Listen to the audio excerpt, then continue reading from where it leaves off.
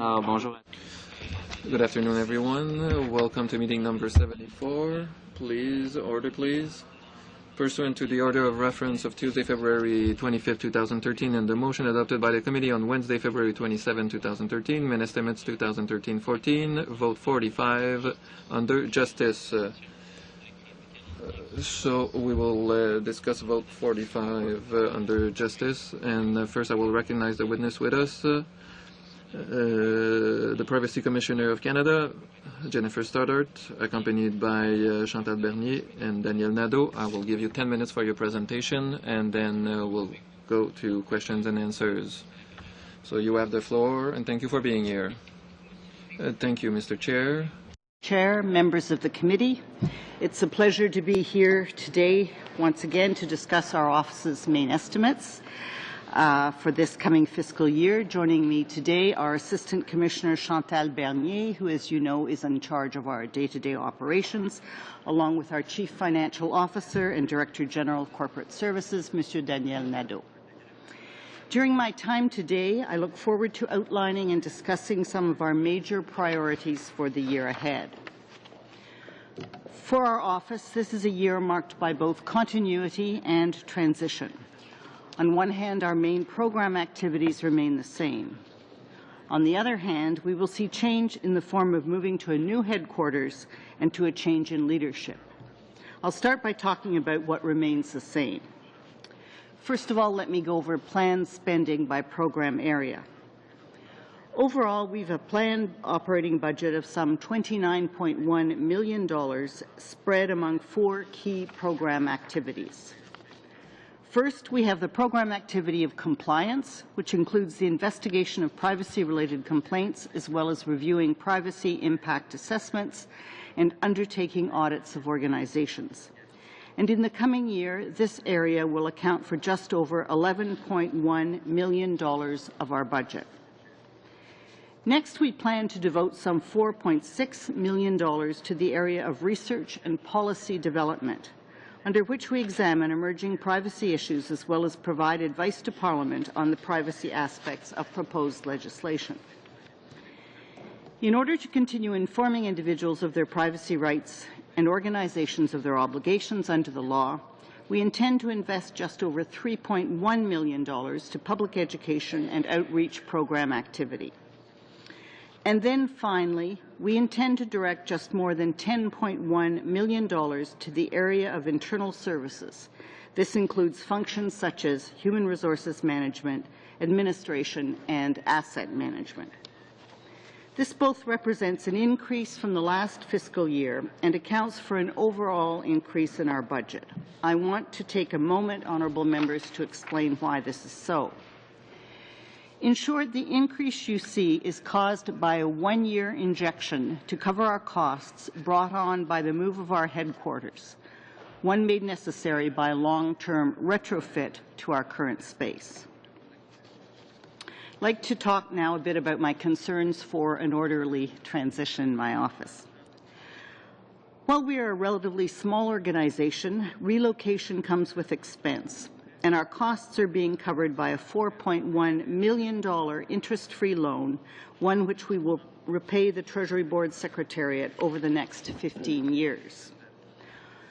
Our move will put us in the same building as some fellow agents of Parliament, and we have planned several cost efficiencies through common and shared services, and we're exploring even more. Already, we've made arrangements to share a common reception desk, a library, a server room, and a mail processing room.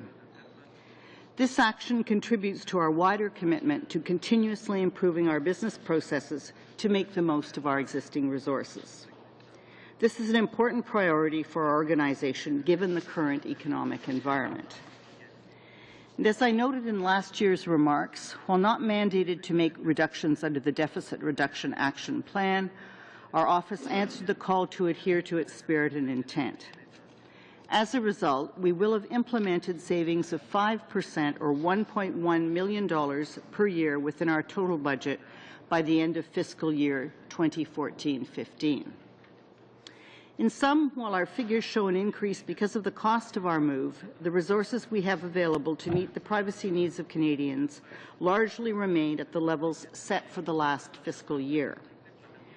We made the decision to implement savings while committing to maintain the best possible level of service for Canadians. That commitment remains solidly intact for this year and underlines the need to make the most efficient use as possible of our existing resources. Je passe maintenant aux adaptations. I will now talk about adapting for the privacy landscape of today and tomorrow. As we look at the present and the future, we can all rest assured that the ever-quickening pace of technological change and its relationship with privacy will remain a Demeureront des This is why we have created a technology analysis branch to support investigations and audits. Over the years, as Canadians' interest and awareness of privacy issues has increased, complaints have risen. Years ago, the rise in complaints prompted a need for further funding to deal with a backlog. Today, I'm happy to say that we've made efforts to maximize existing resources to continue getting the results that Canadians expect and deserve. L'année dernière, nous nous sommes Last year, we engaged in a project to simplify investigation procedures under the Privacy Act and reduce the time required to investigate complaints. This year, we plan to implement the improvements that this project identified in order to continue providing Canadians with results at a lower administrative burden. Going further, we plan to broaden this project to complaints under PIPEDA. In short, from both a technological and a privacy perspective, to say that the world has changed immensely in 10 years must be an understatement, and the law needs to catch up with the times. As a result, we strongly suggest that action to bring needed change takes place as soon as possible. With only a few months remaining in my final term, it appears more and more doubtful that a second review of PIPEDA, one that is overdue, will occur before I am replaced. Nonetheless, in the coming year, our office will work to set out a roadmap to address current and future privacy challenges more effectively. One that will examine how organizations can be given greater incentive to invest in privacy and information security. In the absence of such incentives, it is up to our investigation process to bring about needed improvements. And while some companies are very cooperative, the process is generally long, drawn out, and resource intensive. While I certainly can't speak for the committee, I think most can agree that it shouldn't be Canadian taxpayers footing an unnecessarily large bill to fund the privacy improvements of businesses. In addition, I want to remind everyone here about the work we undertook in the past calling for reform of the Privacy Act. This was supported by this committee. This act was written during a time when information was stored in fixed filing rooms rather than on USB sticks and portable hard drives. Now, I would be remiss if I didn't take a moment to note the concerns Canadians have registered in the form of complaints stemming from some large-scale federal data breaches over the last few months. This is a concern our office shares with federal departments, with Parliament, along with Canadians. And in the coming months, we hope to provide information to Parliament from our investigations into the loss at HRSDC of both a hard drive and a USB key in separate incidents containing the personal information of more than 500,000 Canadians. In addition, to explore systemic challenges related to the use of portable electronic storage devices by federal organizations, we plan to begin an audit in this regard. And further on this year, we will be releasing reports on audits of both FinTrack and the Canadian Revenue Agency. Audit findings provide recommendations for subject organizations to follow. They can serve as guidance for other departments to improve practices. Our office also seeks to provide guidance to the private sector and especially to smaller businesses. In the year ahead, our office will continue our proactive approach towards identifying and exploring emergency privacy challenges. Some of these include mobile payments, facial recognition software, intergovernmental information sharing, and consent for obtaining personal information online. In conclusion, Mr. Chairman, let me underscore that my management team is wholly committed to ensuring this year of transition, both to our new location and to new leadership, comes with no effect on service to Canadians. In the last year of my mandate, I plan to do everything I can to ensure an orderly and a positive transition to new leadership upon my retirement in December. Mr. Chair, I think that all members around the table can agree on the fact that privacy issues are challenging, increasingly closer to home for more and more Canadians. And in order for this office to continue functioning as efficiently as possible throughout the course of the year, we are now working with officials from the Privy Council office to begin the competitive process to find a new commissioner in the near future. And as you all know, Parliament has a key role to play in the process of approving a new privacy commissioner, so I wish you well in your future deliberations on that matter. With that, I conclude, and I look forward to your questions. Merci. Merci beaucoup, Madame la Commissaire. Thank you, Madam Commissioner. First of all, I'm saddened to hear that this is the end of your term, your last term. I'll now cede the floor to Mr. Angus to start questions. Mr. Chair, and thank you, Madame Stoddard. We have immense respect for the work that your office has done, and as you near the end of your term, we want to thank you for your commitment to ensuring privacy rights of Canadians.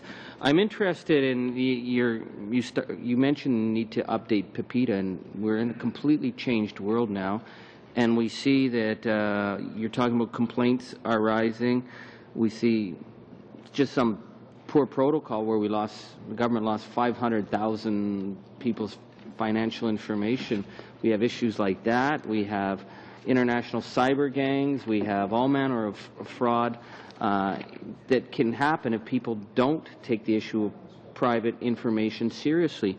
How much of a pressure is that putting on your organization in terms of the kind of investigations you need to undertake and their scope? Thank you very much, Honourable Member. I think generally the issue of the slowness of legislative reform in comparison with the pace of change in the world in which personal information is used has created a great challenge for my office. And as I have suggested to you, I really think that in the future, I'm hoping that Parliament will make privacy legislation a priority. And I think the onus should be less and less on individual Canadians to be on the outlook to make complaints to my office, and more on organizations, notably, to take the responsibilities for better protecting their personal information. Thank you. You raised the issue at a previous meeting that we had on the problem of compliance, that there are certain corporate players who feel, well, take us to court, that you're forced into a long series of negotiations and public shaming or pressure to get action. But given the seriousness of a potential data breach, do you believe that if we updated PIPEDA to ensure order-making powers, administrative monetary penalties, that your office would not have to spend the kind of money it has to spend on legal matters, that it could actually get better results and more timely results for Canadians? I do, and that's why I'm recommending it. Good. I'm interested in this issue of the move, and that it's a $4.1 million loan that you're being asked to repay over the next number of years. Is that a common practice in situations like this? May I refer this to the Director of Corporate Services? I don't really know. I don't believe so. I think we've, in meeting with central agencies to discuss the financing of this event, we explored that as a way to address it, but to my knowledge, it hasn't been done as a common practice before. Thank you. Well, I was looking in the April 2012 Public Works and Government Services Canada release of the Government of Canada Workplace 2.0 fit-up standards. And the document on page 823 has a section on the funding accountabilities at Public Works and the client departments. There doesn't seem to be any policy there governing whether relocation costs should be financed by a repayable loan. So are we moving into new territory here? It is possible. As I said, to my knowledge, it hasn't been common practice in the past, but you would have to ask these questions to Public Works delegates.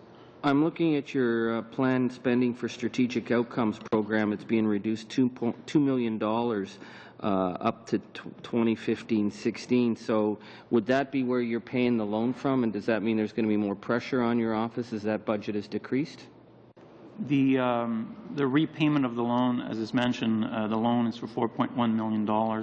The repayment of the loan amounts to approximately $270,000 a year over the 15-year horizon. In addition to that, because we're making efforts to create more efficiencies as it relates to our space, PWGSC Public Works has been is partaking along with us in the savings that are going to be generated. So we're getting a portion of that back as well to compensate slightly for the loan repayment that we have to make over those 15 years.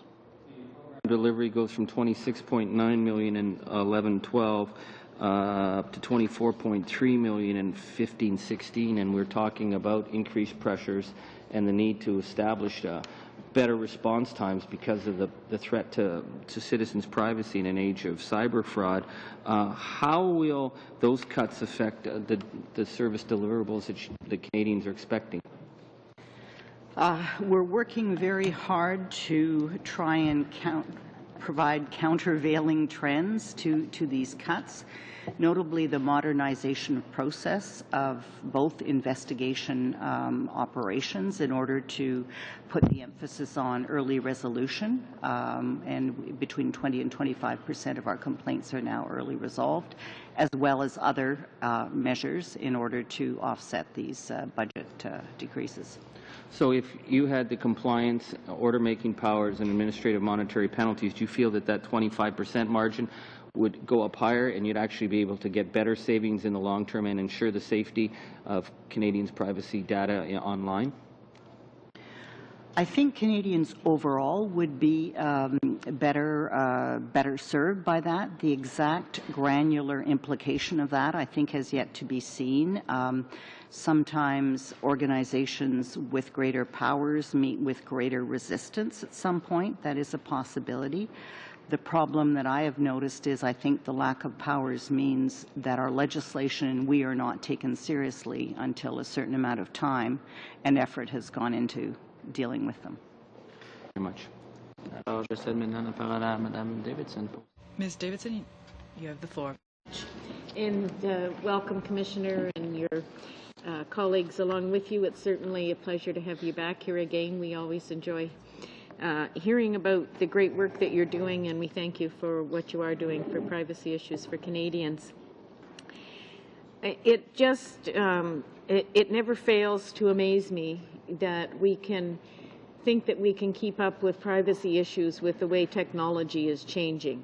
And I find it extremely interesting that we can, to a certain extent, at any rate. I know that there are big challenges there, and I know that this is one of the things that you deal with on a day-to-day basis, and trying to deal with how we can keep up with that. You've created the technology analysis branch that you talked about, and you've also told us that complaints have risen. You talk about, in your remarks, you strongly suggest that action come to bring needed change as soon as possible. So what are those needed changes that we need to be looking at? Well, for both acts, because this is the last time I'll be here for main estimates, there's quite a comprehensive report that this committee did a couple of years ago. Yes. I think that that report is still relevant.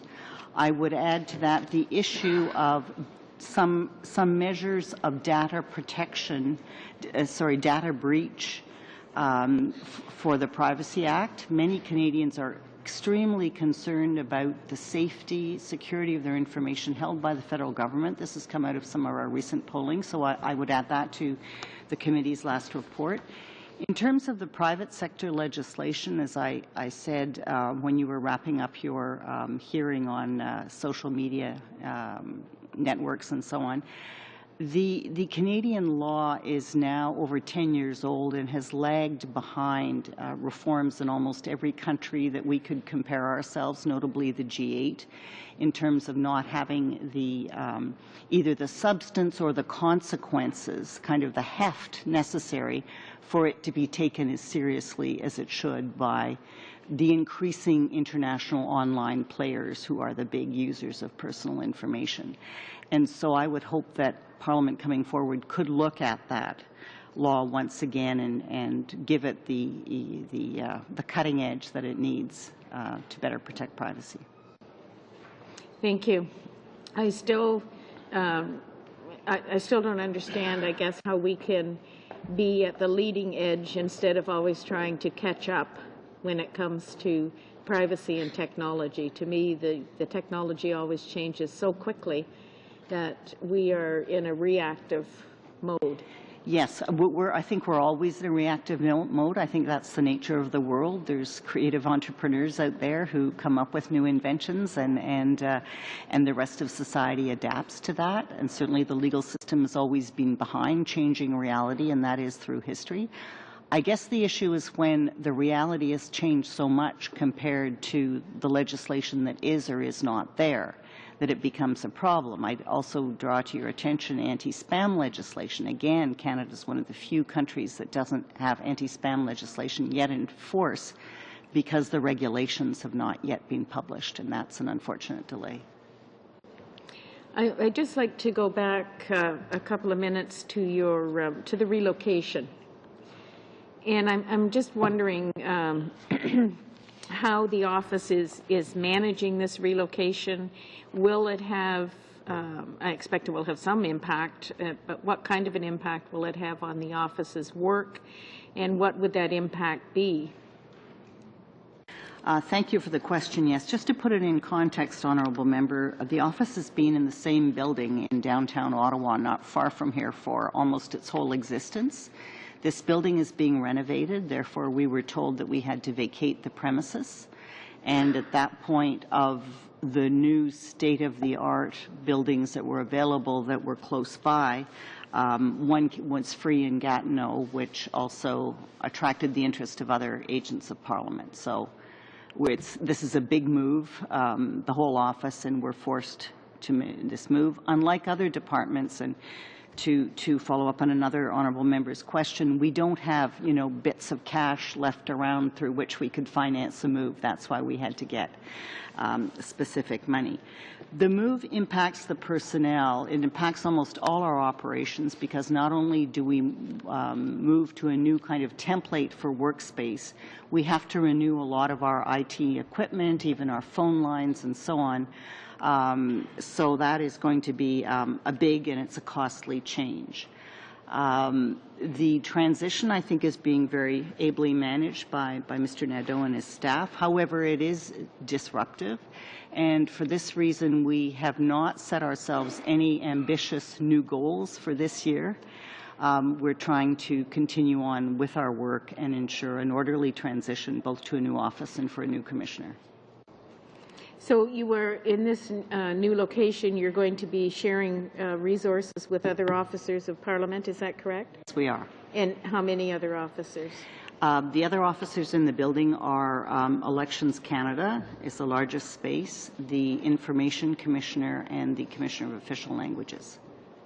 And does the sharing of some of the office space resources. I guess that's what you're going to be sharing. Does that pose any issues when it comes to privacy?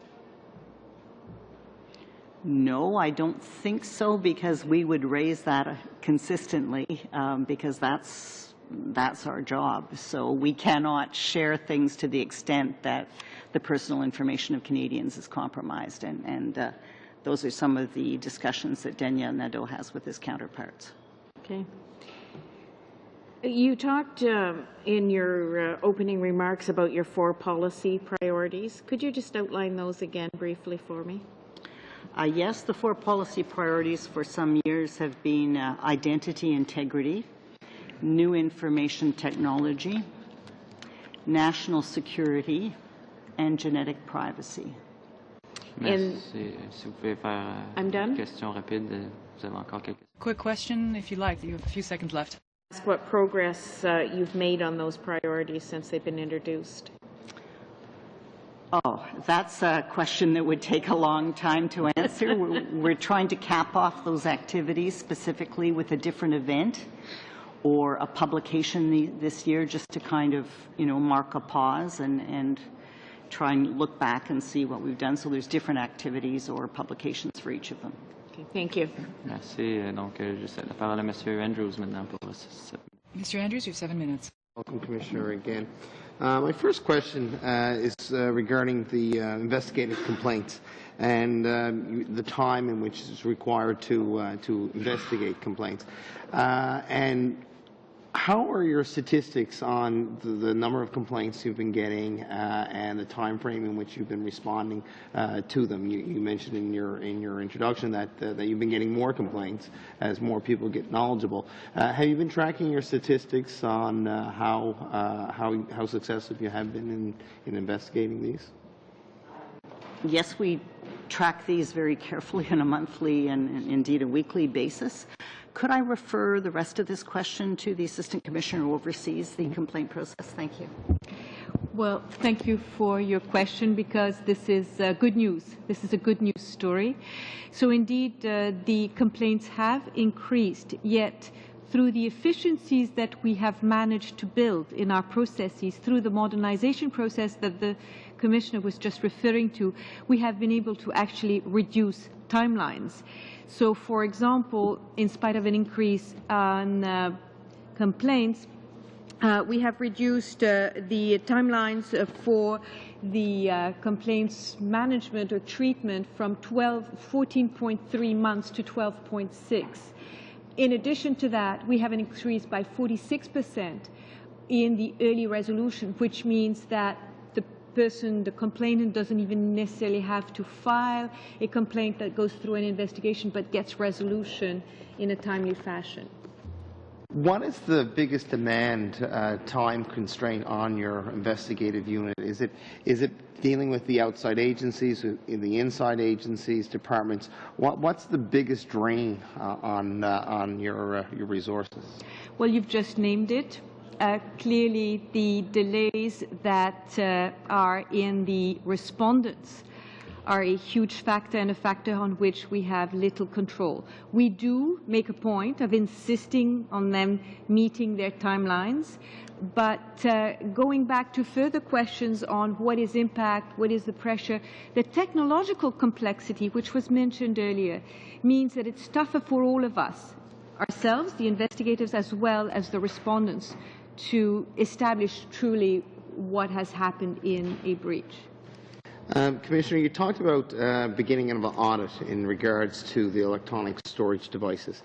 Can you give us a little idea what the scope of that audit is going to be, how far it's going to reach, just a general idea? You just mentioned it. And the second part of the question is, when we look at these storage devices, storing information on a device is nothing new. It's been going on for some time, back to a floppy disk. But it seems to have been heightened with this recent data breach. So is there any practices that have been in the past that the departments should or are not following when regards to storage devices? Could I again refer this to the Assistant Commissioner who's supervising this process too?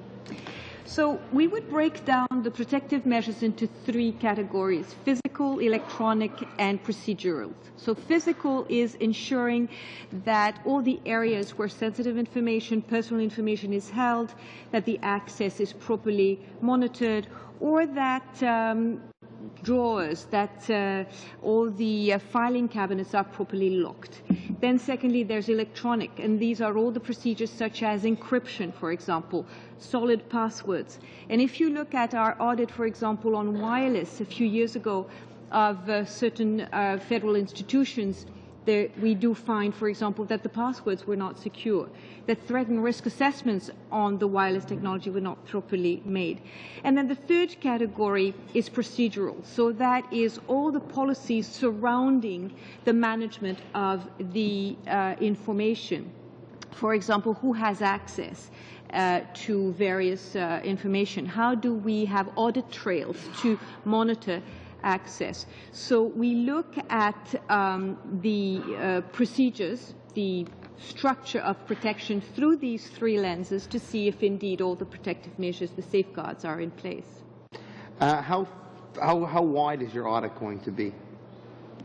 So are you referring to the investigation in HRDC, or are you referring to the wireless audit that I've just referred to? The HRDC audit, because when the Commissioner said she mentioned the audit, but I didn't know if the two were linked. Yes, so there are two things. First of all, we have a commissionally launched complaint that's into HRDC as well as justice. In the case of the USB key was lost in the legal services of HRSDC. Therefore, the Department of Justice is also a respondent. So that is an investigation, and it is going at very good pace, but it is a very good example of the difficulty that technology raises. It is very complex. In addition to that, the facts are very complicated. How do you find out what has happened to a small portable device such as a hard drive or a USB key? The second is that when we were informed of the breach, we thought this raised such systemic issues that we should not limit our intervention to the mere investigation of that event. So we have decided to develop an audit plan for some certain federal institutions that will be picked according to sensitivity and relevance, and we will look at their management practices around portable devices. Portable devices normally have a password-protected, secure protection. Is that, well, I know my wife does, that she uses with school. Is that a practice that was not followed in this example, or is that something that we should be looking at? You will find that in our investigation report. When it is finished, we will be able to establish that. Okay. Commissioner, thank you for your service in the role. Hopefully, if we don't get to the review of PIPEDA, hopefully before your term is up, you could give us a presentation or leave something with us to look at what you think needs to be updated in the PIPEDA, if you wouldn't mind. Well, yes, I'm planning to do that within the next month to go over at a very high level my observations and suggestions for modernizing the Act going forward. Thank you. Merci, le temps est écoulé, malheureusement. Donc, je cède la parole. Thank you. Your time is up. Mr. Carmichael, you have the floor. 7 minutes. And I, too, join my colleagues in welcoming you, Commissioner, and your colleagues. Clearly, this is your environment is a challenging one. As I've listened to some of the questions from all sides, I think we're all very well aligned on the challenge that faces you, particularly in the growth of technology, the changing times, and how to adapt to these times. I want to just begin to clarify. I'd like to understand when we look at your current budget that you presented. The moving costs, those are a one-time cost that are taken as a capital expense, or is that it could be, I come from private business, so I'm not sure. It could be a government funding issue in the way it's captured. That's a one-time expense that we'll see? Yeah, one-time expense that's paid back over 15 years, but how it's captured, I'll leave that to our So we chief will accountant. we'll see the annual repayment in some form in future budgets? Is that the idea? Well, the repayment will be noticed through a decrease in the funding to the amount of about $270,000 a year for 15 years. Okay. Commissioner, I wonder if we could just talk about some of the challenges. You mentioned the social media study, and clearly we were challenged on that, because I think every time we opened a new page and entertained a new witness, there was yet a whole new spectrum of challenges that seemed to jump off the page in the social media study, and they were always privacy related. And I wonder, you talk about some of the challenges that you're facing within the 4 points that my colleague was asking you about earlier, and I wonder if we could just talk a little more about those. You mentioned identity, new information, national security, and genetic, was it profiling? Privacy, yes. Could you just speak a little more in depth about that? Obviously, you said it could take a long time. Maybe just give us a little bigger picture. Of what we're doing in each of them? Yes, those 4 items, because obviously, as you go forward, you're chasing technology. Mm-hmm. You mentioned that the laws of the land move slowly to capture these changes, and clearly, as you stated, entrepreneurs are creating with new ideas, new technologies, and every time you're confronted with one of these new avenues, you've got to figure out how do we deal with this. These are areas, to me, that are critically important to our day-to-day lives in so many ways.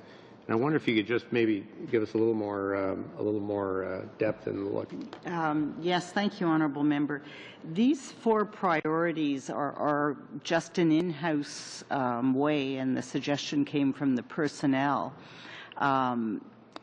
to organize our work, because we're constantly bombarded with so much, as you say, new technologies, new issues.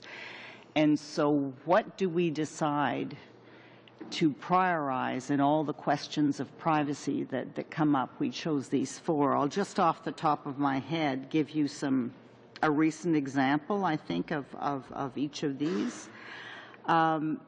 And the work can be either prioritizing a complaint or prioritizing an educational vehicle, either a video or a publication or a new part of our website, or it can be holding a conference, or it can be a publication, or it can be a position on a draft legislation. So it's all these range of different vehicles. Identity integrity. The example I'll give is we're soon to release a study on the implications of IP addresses. If you remember in the discussions over the last few years, particularly about draft legislation that has been withdrawn at this time, but there was a debate about what could you find out from an IP address. If the police had warrantless access to an IP address, was it just like reading a phone book in the good old days? I don't know if you remember that debate. Well, we did in our laboratory, we did a study, an online study of what you could find out using IP addresses, and we hope to publish that within the next few weeks. I think, to give you a preview, this is going to demonstrate why we kind of stuck to our position that an IP address we think is more than like an old-fashioned phone book, because unlike the phone book, it leads to other things, other activities, and other actions that you may have been taken on the web. New technology, my goodness, there's a ton of those. In the coming year, we're going to look increasingly at facial recognition analysis. One area that's fascinating and chilling that we've been following for several years, the new technology, are unmanned aerial vehicles that we know as drones. You know, how many drones are in Canada? What is the use of them? What are the rules around them? What could go wrong in the use of drones? What are the privacy implications? Genetic information, we've funded several studies through our contributions program. We've had some studies done for ourselves. Perhaps the most recent thing we have done is examine a draft legislation proposed by Senator Cowan, I believe, before the Senate in terms of looking at ways to, it's called S-218, a bill to prohibit and prevent genetic discrimination, which is an issue we've been following for some years. Finally, national security. That has been a huge file for us over the years. Perhaps most recently, I'll talk about the work we did to support the most recent bill, which was, and the Assistant Commissioner appeared, I was out of the office, to implement C-55, thank you, to implement the Supreme Court decision last year on cases and exceptions for warrantless access or conditions. Merci. So that's a smorgasbord of what we do. Excellent. Thank you very much. Merci. Donc, le temps est écoulé. Thank you. Thank you. The time is up. Ms. Borg, we're now moving to 5 minutes. Thank you very much, Mr. Chairman. I'd like to thank you for your service over the last 10 years, your dedication to such a good cause, in other words, the protection of privacy for Canadians.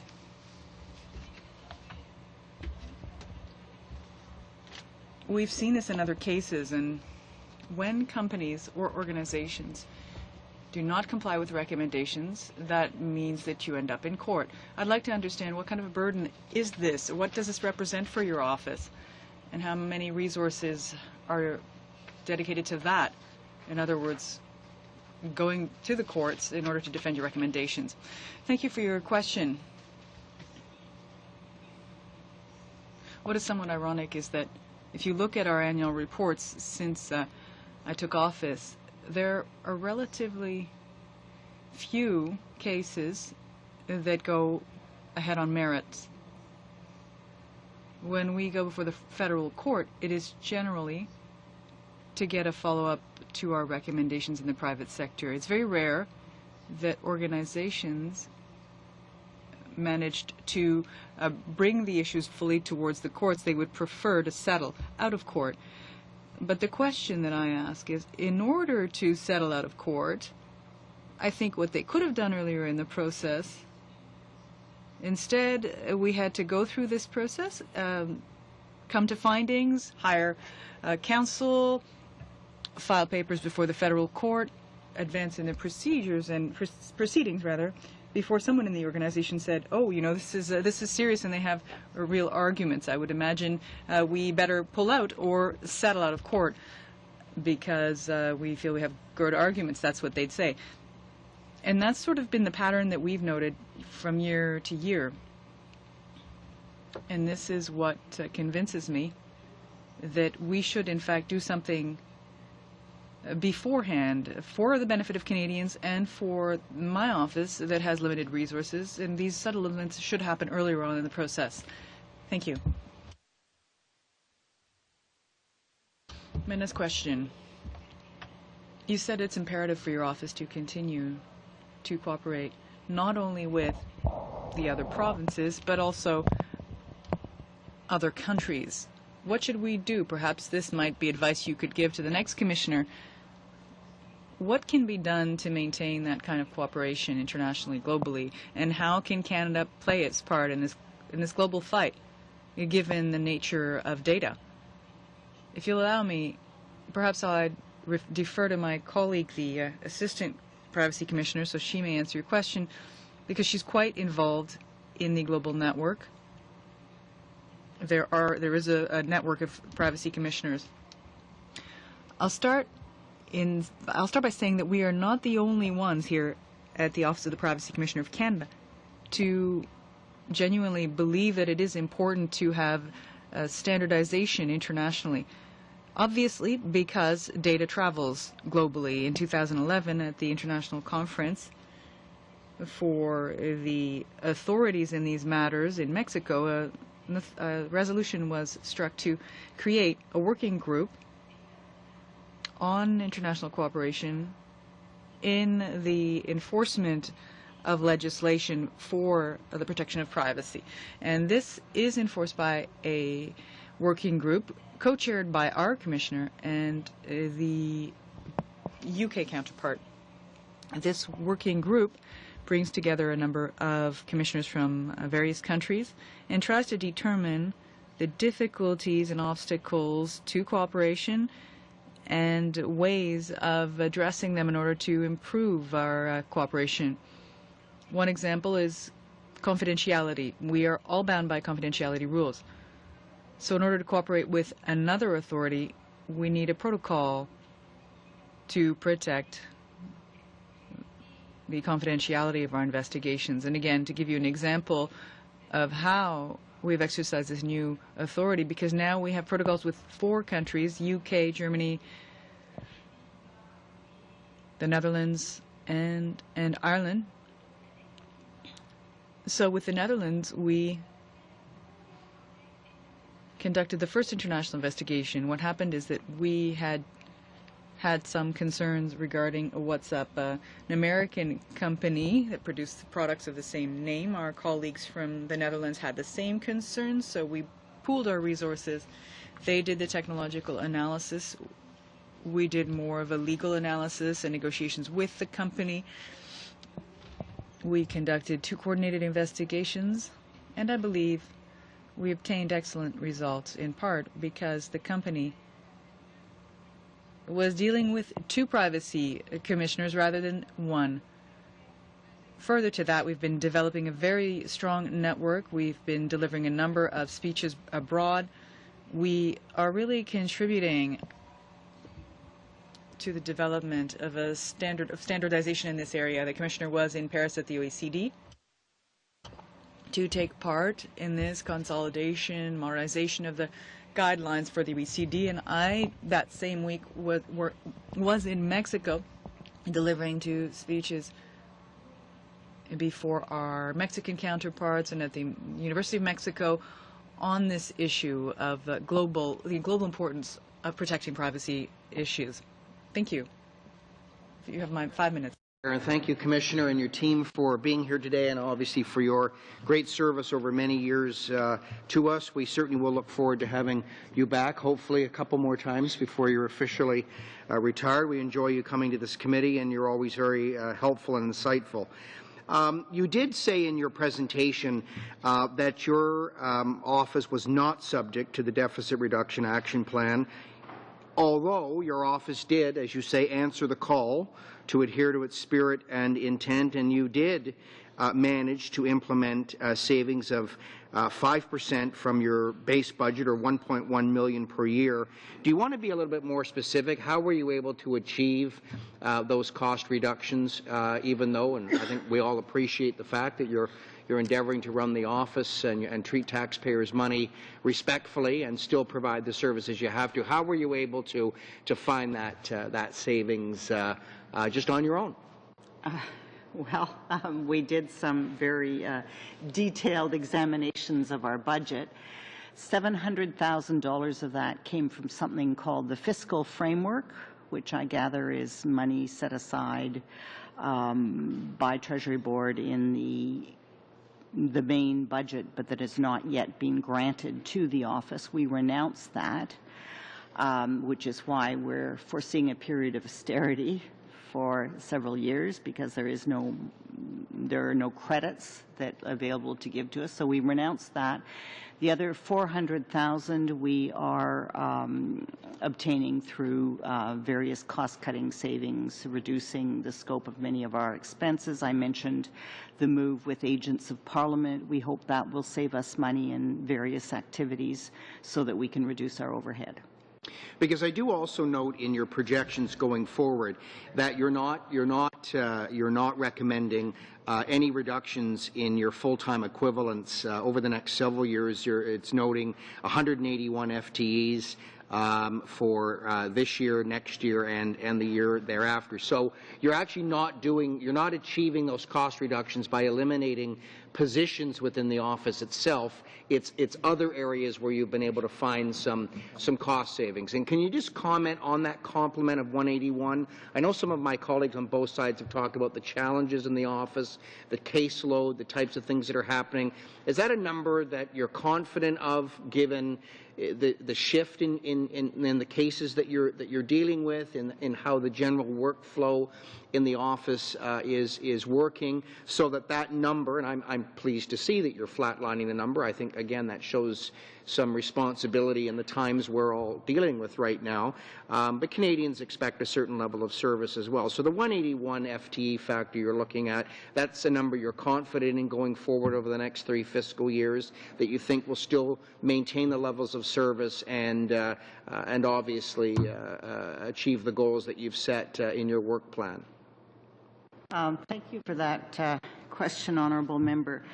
I don't know so much that I am confident in the number of 181 FTEs, but I understand that that is what I've been given to work with, and that I have to be realistic about demands that I may make on the government at this particular time, given the overall environment of restraint. And this is why I turn rather to reform of the privacy laws in order to let us operate in a much more cost-efficient way, and also ideally to bring it, as we look at models around the world, many of the countries where the commissioners can impose fines or fines are granted by the courts, the money then goes back to the government treasury to help fund this. We have none of this in the Canadian model. So ideally, you know, if you said to me, could you keep another 10 technologists busy tomorrow? Yes, I could. Yes, I certainly could. But we are trying to stay within this, this allotment. What we are doing as well is when people move on, although we have a very low turnover rate at this time, we're questioning how we can combine functions or do things otherwise to make more efficient use of this. So my last question, have I got time, Mr. Chairman? Yeah, last quick question. You have mentioned a number of the new, and Mr. Carmichael was asking you some of the questions about some of the newer initiatives and newer challenges. How are you keeping your staff up to date in these emerging changes and challenges? You want to talk a little bit about the staff development side and how you were talking about drones and other things that maybe people in your office, I mean, I certainly don't know a lot. How are you making sure that your people are up to date on what they need to know to deal with these emerging privacy issues and these cases that are now coming in that that many of us wouldn't be aware of or never dealt with before, and certainly some of your people won't have seen them before. So what are you doing to deal with that that challenge and making sure that your staff are up to date as much as they can be with those emerging trends? And I think I'll be done. Thank you, Mr. Chairman. You have 1 minute to respond. Can I defer to the Assistant Commissioner? She knows the issue.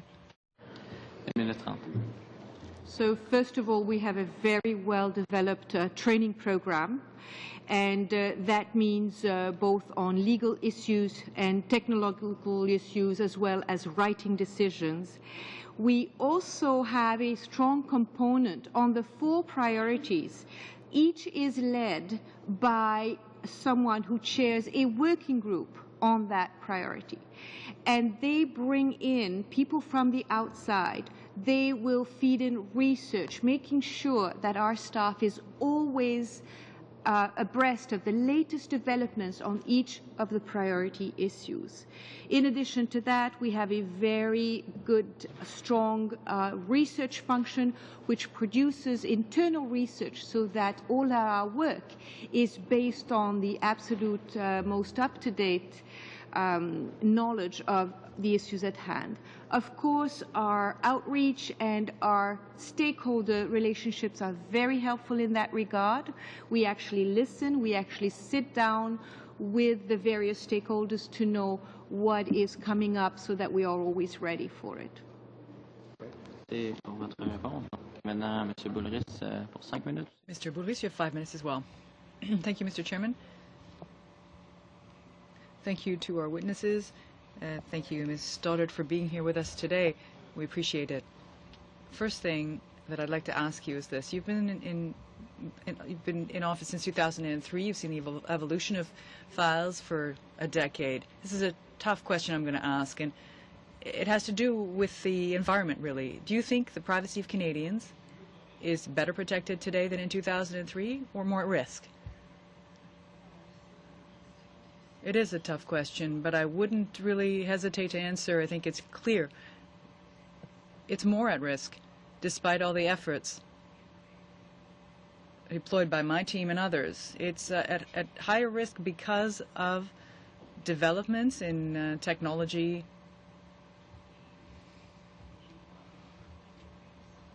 the deployment of some measures, for instance,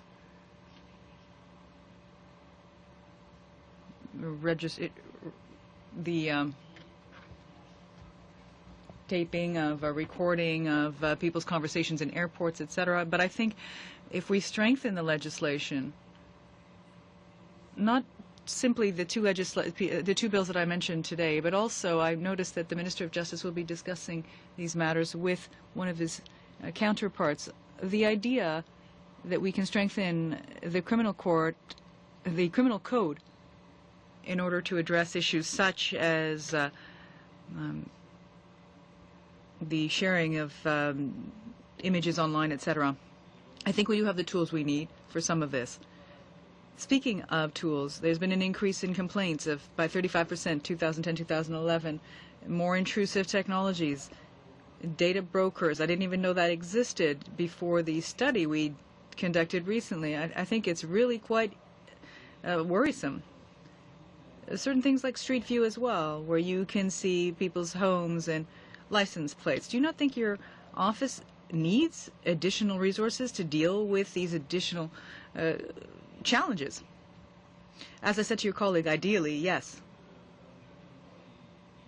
In the last few months, we've seen that USB keys have been lost here and there, containing data on the privacy issues of 500,000 Canadians. I know that it's under investigation, but I would still say these USB keys, can you assure us, or do you feel assured that they were well encrypted, well enough encrypted so that no one could actually access them? I think, Honourable Member, that is one of the details in the investigations, and even if I did know the answer to your question, that I don't know, given the fact that I do not know the details of all of the investigation, we could not reveal that to you. But this investigation is a priority because of its ramifications, because of the number of Canadians that have complained, and I hope you'll know soon. I was expecting that answer, but I still wanted a scoop. You raised earlier on this new challenge or concern on your part, and I noted it, and I'd like to hear what you have to say. Perhaps you can expand. What are you concerned about when you refer to drones? What is the concern in terms of the privacy of Canadians? I'll start with the good news. The good news is that there are relatively few of them.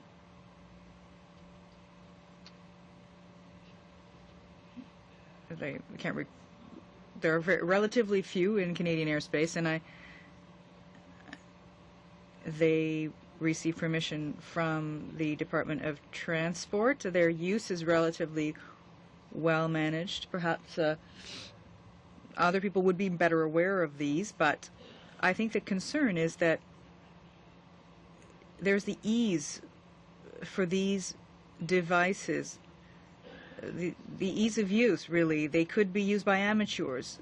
The idea that these drones could be surveying, the daily lives of Canadians, but it's not the case yet. But that's our office's job. Let's say you're in your backyard, or let's say you're driving around on a Sunday afternoon, or you're in the street and there's a drone that is following you. You can imagine that certain people other than the state will do that. How? Under what conditions? It's concerning. We know that it happens in other countries. These are the types of questions that arise. Thank you very much. Thank you. This concludes your testimony here today on the main estimates. I thank you. We must now call the question. Under justice, less the amount voted in interim supply carry. Donc, oui, d'accord. Excellent. Donc, it's very well, excellent. We will be suspending them for a moment, and then we have other points on our agenda. Thank you very much again, and hopefully we'll see you again.